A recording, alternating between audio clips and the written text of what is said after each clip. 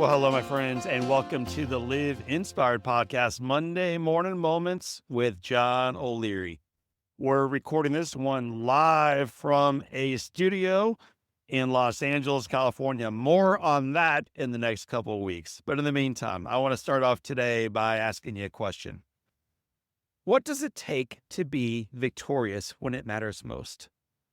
I know there's some background noise. I know there's some action going on in the background. So let me make sure you hear the question. What does it take to be victorious when it matters most? Well, that's the question being asked of those gathered in the locker rooms in the Philadelphia Eagles locker room and as well the Kansas City Chiefs locker room this week. Most analysts and most experts on television will suggest the difference makers are the things like the elite quarterback play, strategic coaching, game management, impenetrable defensive lines, or the special teams and the excellence they show up with. And while this weekend Super Bowl is sure to include many of those, with one team ultimately bathing their coach in Gatorade, lifting high the Lombardi trophy, and stating proudly their intentions to go to Disneyworld, I think there is much more important victory that we should be seeking, don't you? Namely, how do we accomplish something so transformationally important that it will endure decades after the confetti has finally been swept up? Well, in sports and in life, it's usually the stuff that barely gets noticed that we did not expect, and even the things that we may not want to show up in our lives that have the power to positively transform our lives and spark real success. Just ask Joe Kennedy about this one. Joe is a veteran of the United States Marine Corps, Semper Fi. With 18 years of service under his belt, Joe returned to his hometown in Washington State way back in 2018 to start life's next chapter. When the local public high school offered him a job as a football coach, he initially passed on it. He already had a lot on his plate, and he knew from his experiences in the Marines that leading a team effectively was a job that required everything you had. Ultimately, though, Joe recognized the difference he could make in the lives of young people and joined the coaching staff as an assistant. For 8 years, Joe showed up fully at practices to inspire his players. He motivated his team when their mental game was lacking. He guided them through success and struggles. He gave them a push when that was required and a hug and some love when that's the encouragement they needed. And for 8 years, at the end of every single game, Joe left the sideline, strolled to midfield, removed his hat, knelt down, and quietly gave thanks for the blessings in his life.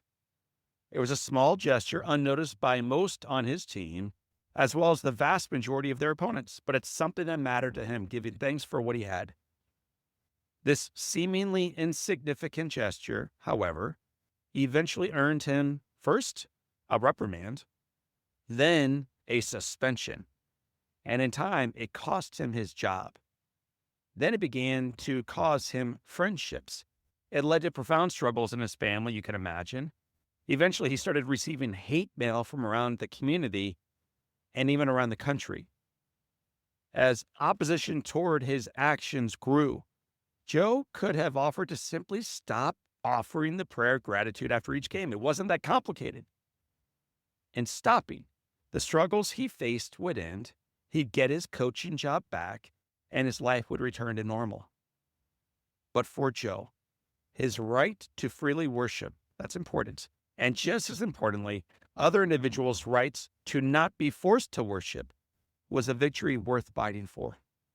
And what Joe initially intended as a personal reflection of gratitude at the 50-yard line, kneeling down, giving thanks, quickly became a publicly divisive issue, resulting in a multiple years-long legal battle that went all the way up to the Supreme Court.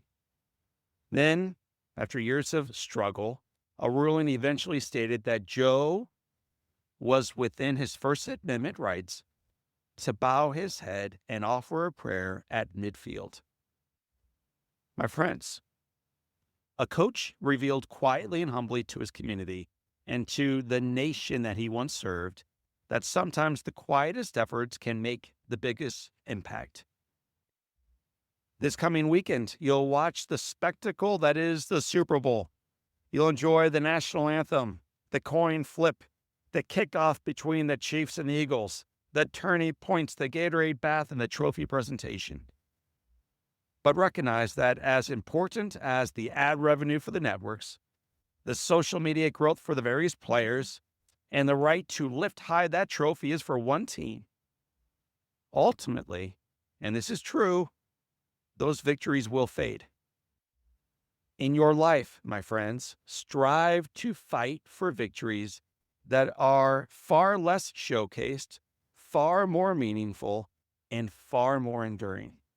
They are not always easy to win, but they are worthy of the fight. Don't believe me? Just ask Joe Kennedy. Semper Fi. My friends, I want to thank you for being part of our Live Inspired community for this time. And until next time, my name is John O'Leary, and today is your day. What a gift. Live inspired.